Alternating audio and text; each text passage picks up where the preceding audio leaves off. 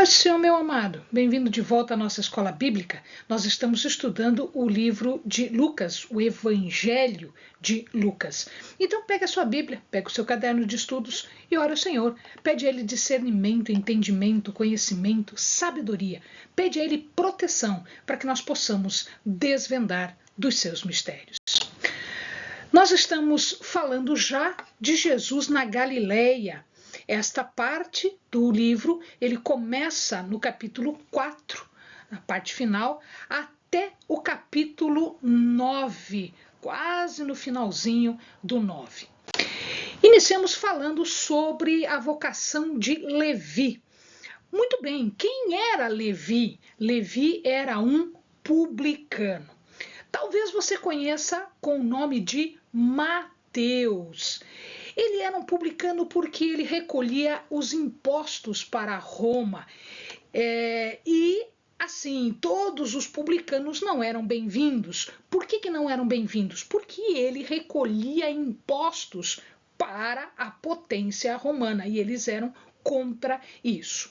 Eles achavam que os publicanos estavam se vendendo para os romanos. Além do que, a maioria destas pessoas cobravam muito mais do que as pessoas deviam, porque elas queriam enriquecer com isso, elas ganhavam dinheiro com isso. Quando Jesus passa por ali, o chama e ele imediatamente deixa o seu posto, que era um posto difícil de obter, porque equivalia a dinheiro que ele ia ganhar, ele deixa toda a sua riqueza, ele era uma pessoa de posses, né? E ele deixa tudo, tudo que ele poderia ter, tudo que ele poderia adquirir sendo um publicano, ele deixa para seguir Jesus. E como ele ficou feliz por isso, ele deu um grande banquete na sua casa. E ele convidou vários amigos, vários publicanos, várias pessoas com as quais ele tinha relacionamento. Jesus foi e os escribas e fariseus estavam já de olho. É interessante ver que naquela época, quando se fazia uma festa assim, muitas pessoas podiam ficar por ali, muitas pessoas podiam meio que se infiltrar nas festas, e é isso que aconteceu entre os escribas e os fariseus. Eles acabaram indo lá, mas eles foram lá para ver o que Jesus estava fazendo.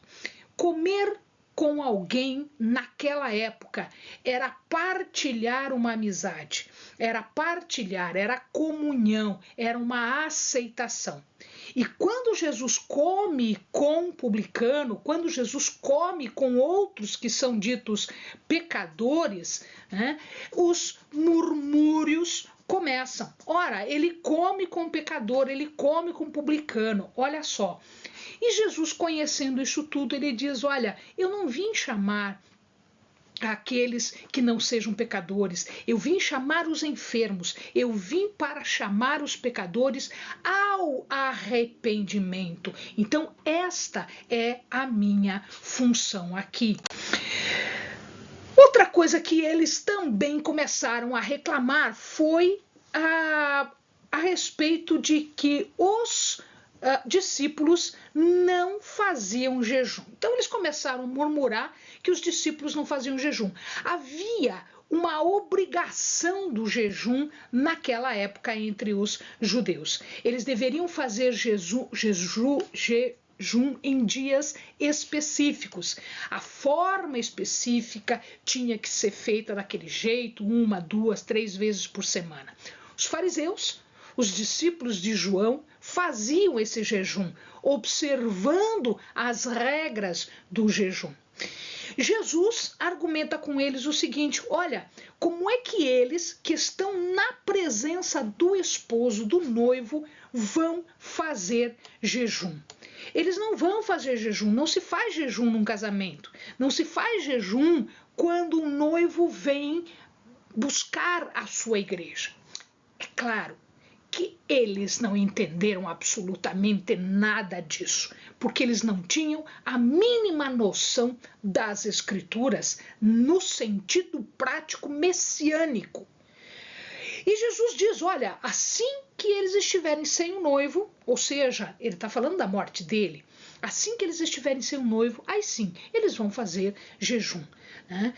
E Jesus agora começa a explicar qual é a sua missão aqui. Mas ele o faz através de parábolas. Ele fala, olha, eu não vou remendar uma veste velha com tecido novo.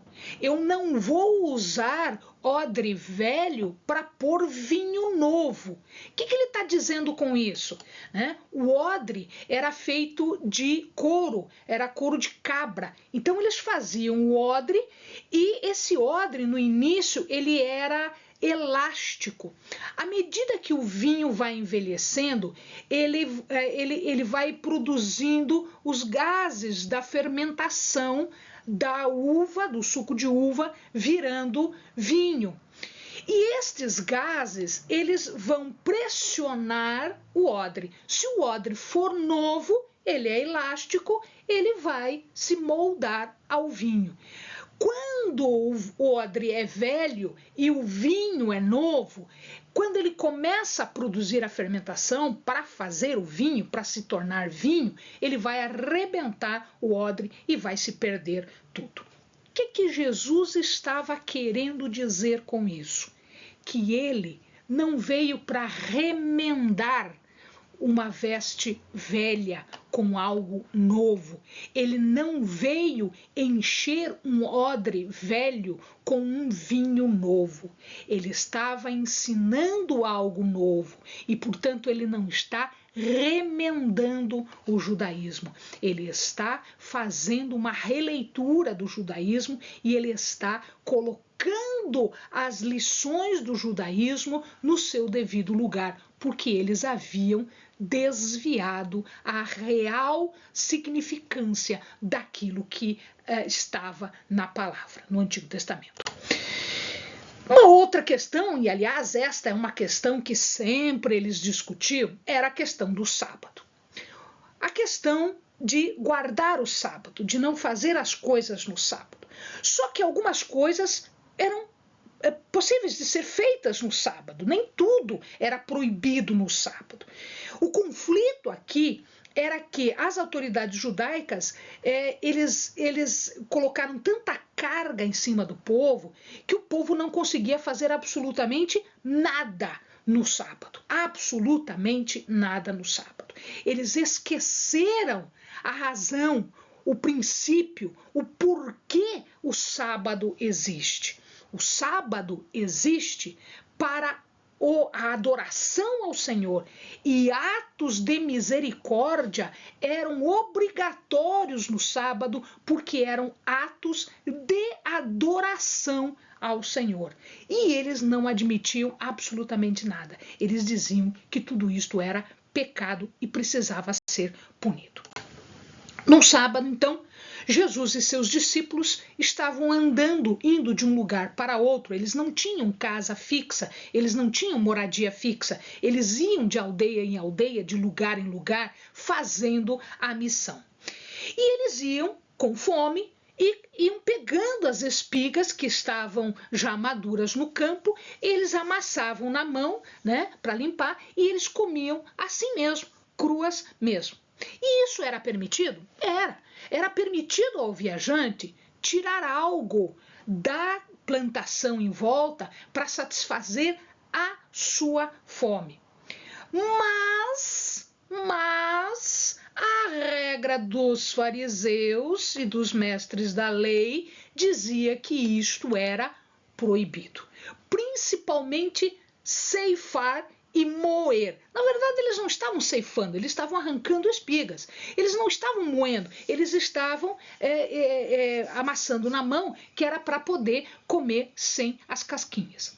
Muito bem, isto não foi admitido. E eles acharam ruim isso também. Eles foram questionados sobre isso. Como assim vocês estão colhendo, moendo e comendo num sábado? Na verdade, não tinha nada demais, eles estavam passando e eles estavam executando alguma coisa que era permitido pela lei, que era a alimentação. Jesus, então, lembra a eles o que fez Davi quando teve fome. Ele estava fugindo de Saul, ele chegou no santuário e ele chegou ali e fez o quê? Ele tendo fome, ele comeu, lhe foi dado os pães da proposição, que são aqueles pães que estão diante do Senhor. Estes pães que estão diante do altar do Senhor só podem ser comidos pelos sacerdotes.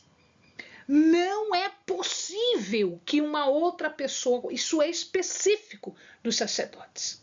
Pois muito bem, naquele momento os sacerdotes entenderam que a necessidade daquelas pessoas, a necessidade de Davi, sobrepujava um detalhe legal.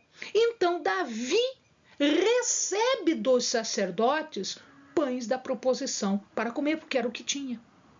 Era o que tinha. Então esse detalhe não foi levado em consideração porque havia fome. Era muito superior ao detalhe legal. E aí ele diz, ora, ninguém condenou Davi por isso. Então, eis aqui alguém que é superior a Davi, alguém que é maior do que Davi. Eu sou maior do que a lei. O filho de Davi, ou seja, o filho do homem, ou seja, o Messias, é superior a Davi. Ele era senhor do sábado, era senhor da ordenança. Se ele era senhor da ordenança, se ele era senhor do sábado, o seu lugar era superior. Superior à ordenança do sábado, superior inclusive a Davi, para quem ninguém falou absolutamente nada. Num outro sábado, ele na sinagoga ensinando, e havia uma pessoa ali com a mão ressequida. Sabe aquela mão que é sequinha, aquela mão que é pequenininha, que não se desenvolveu muito bem? Então, ele tinha esta mão ressequida. Isso significa que esta pessoa estava incapacitada para aqueles trabalhos que eram comuns naquela época. Então ele não podia fazer agricultura, ele não podia fazer pecuária. Por quê? Porque ele não tinha uma das mãos. O trabalho daquela época não dava para ser feito, e, portanto, ele estava incapacitado. E aí os fariseus ficaram olhando, o que será que ele vai fazer agora? Então, ele ensinando, de repente ele vê a pessoa. Veja, não era proibido curar no sábado. Era permitido se houvesse perigo à vida, porque a vida aqui sobrepujava o sábado. Mas assim, o homem já era adulto, já há muito tempo tinha a mão desse jeito. Então, se a gente for pensar, não era um caso efetivamente de perigo à vida, mas era um caso de dignidade, era um caso de incapacidade. Ele estava incapacitado para qualquer tipo de vida digna naquela época. Hoje a gente tem maior facilidade, a gente tem outras alternativas, mas naquela época ele dependia das pessoas. E ele dependia das pessoas de uma forma assim, que para ele era uma coisa indigna, vergonhosa, para ele era. Jesus se comoveu com isso. Jesus se comove, né? E ele pergunta, então, o que é lícito? O que é lícito fazer no sábado? É lícito fazer o bem ou é lícito fazer o mal? E as pessoas, então, elas não tinham o que dizer, porque se elas dissessem uma coisa, estava contra a lei. Se elas dissessem outra coisa, estava contra o costume que elas tinham imposto. Ou seja, elas não tinham resposta. Jesus olhou, viu, bom, então já que vocês não respondem, eu vou curar. Estica a mão. Ele esticou a mão e a mão ficou curada. É claro claro que eles ficaram irritados. Ficaram irritados. Mas aqui Jesus dá uma lição. Jesus dá uma lição. Ele veio para salvar, ele veio para fazer o bem, ele não veio para matar, ele não veio para fazer o mal. Não interessa que dia é, principalmente no sábado, aliás, porque o sábado é dia de misericórdia, sábado é dia de fazer o bem, sábado é dia de adorar ao Senhor. É interessante aqui que as pessoas, vendo os milagres, vendo que aquilo não era algo natural, aquilo só podia ser de Deus, aquilo era divino, eles não se atentaram para a grandeza daquilo que estava acontecendo, mas eles se atentam para o detalhe mínimo que é a lei. Ou seja, a lei máxima, que é a lei que Deus deu, não importa. Importa é aquilo que o homem criou em cima da lei de Deus. Então é isso que batia de frente. Jesus desafiava a autoridade deles em relação à autoridade da verdadeira lei, a autoridade e soberania de Deus. Jesus está dizendo aqui que ele era autoridade, ele era soberano, não só sobre a enfermidade, mas também sobre o dia de sábado.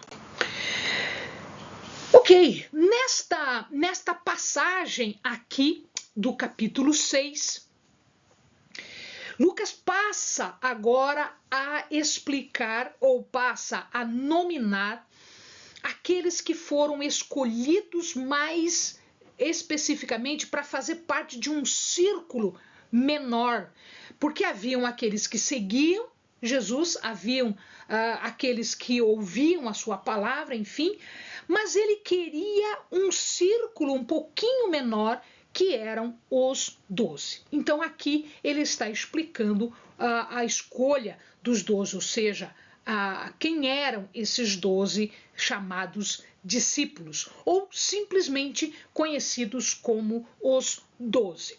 12 é o número de tribos de Israel.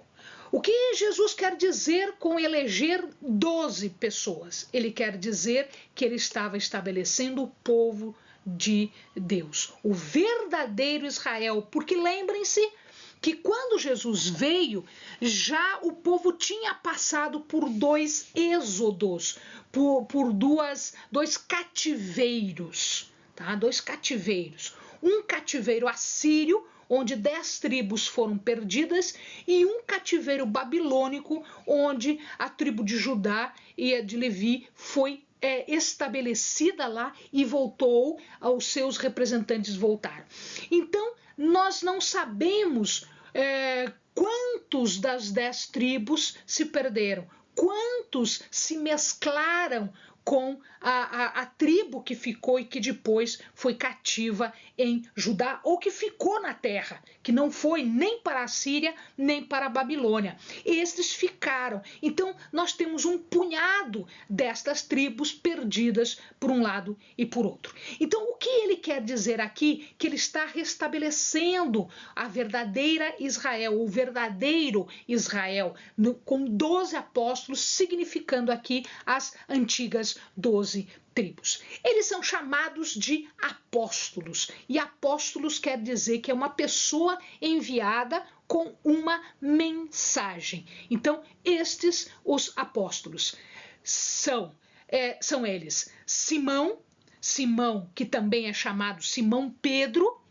André, que é seu irmão, também são Tiago e João, que são os filhos de Zebedeu, Filipe, Bartolomeu, que também é conhecido como Natanael, Mateus, que a gente viu agora há pouco o nome dele, Levi, às vezes ele aparece como Levi, às vezes ele aparece como Mateus, Tomé, Tiago, aqui nós temos um outro Tiago, o Tiago, que é irmão de João, é chamado Tiago Maior, porque ele era mais velho.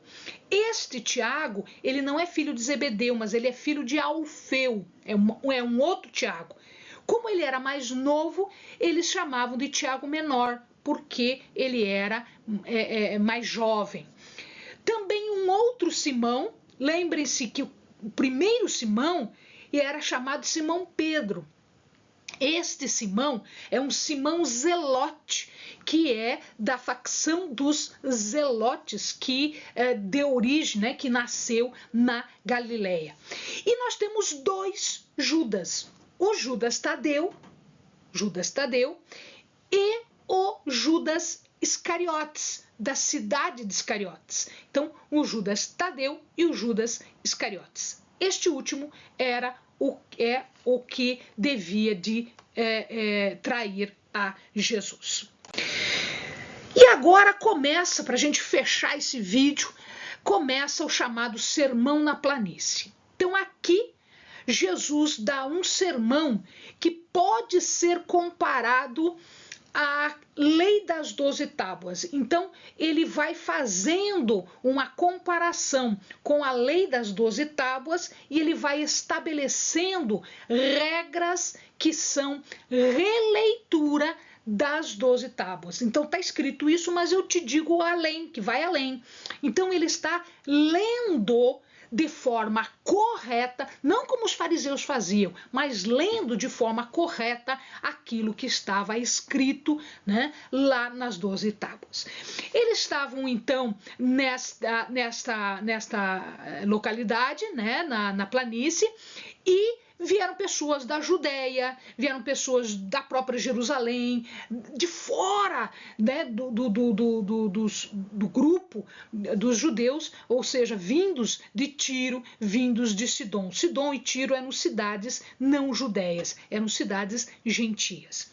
Eles ouviam, eles queriam ouvir, mas eles também queriam ser curados, eles também queriam ser libertos. Então o sermão começa com as bem-aventuranças e os chamados ais.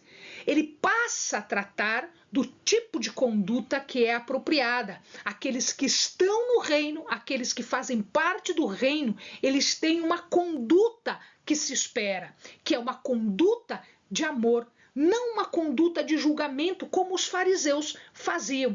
O princípio aqui é muito simples.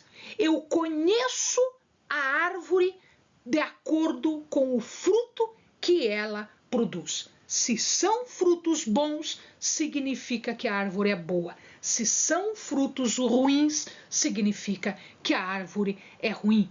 Porque não há fruto bom produzido por uma árvore ruim, assim como não existe fruto ruim produzido por uma árvore boa. Ele chama os pobres, são aqueles todos dependentes de Deus, aqueles que são humildes. A estes vai ser apresentado e vai ser dado o reino de Deus. Ele chama os famintos, a estes vai ser dada fartura. Ele chama os que choram, os que são sensíveis à maldade e o sofrimento humano, a estes ele vai dar o riso.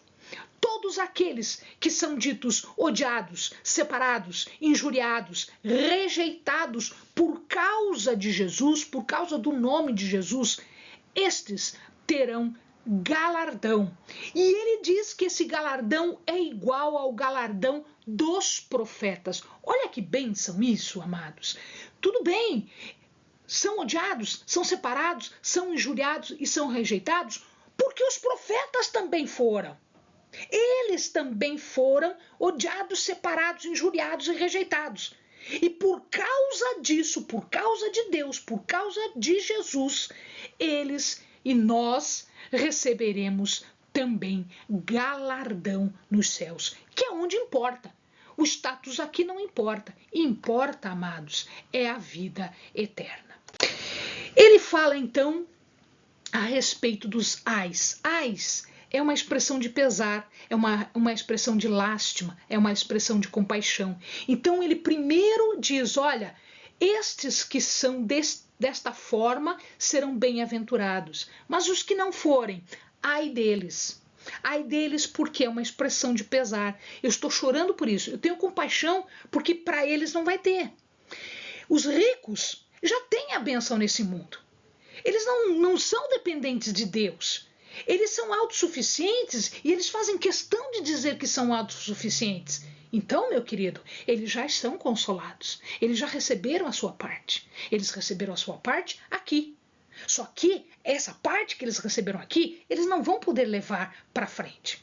Aqueles que são fartos, estes sim, agora terão fome. Os que estavam famintos serão fartos, e os que estão fartos agora serão famintos. Aqueles que riem, alegres, superficiais, sabe? Fazendo festa, bebendo, comendo à vontade, estes vão chorar. Louvados são eles agora, como foram os falsos profetas. Para eles, ai, para os que são humildes, pobres e oprimidos, bem-aventurança. É esta a regra que está sendo estabelecida de novo, porque não é nova. Aquilo que ele falou no Monte das Bem-aventuranças, né, não é novo.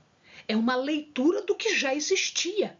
É uma leitura do que deveria estar sendo feito e nunca foi feito. Nem pelos poderosos, nem pelos profetas, nem pelos sacerdotes, nem por aqueles que entendiam a lei. Diziam que entendiam a lei. Leia, meu amado, o Sermão da Planície. Leia o Sermão das Bem-aventuranças. Ali nós nos encontramos e nós temos, né, um fôlego que será dado por Deus. Amém, meu querido? Bons estudos.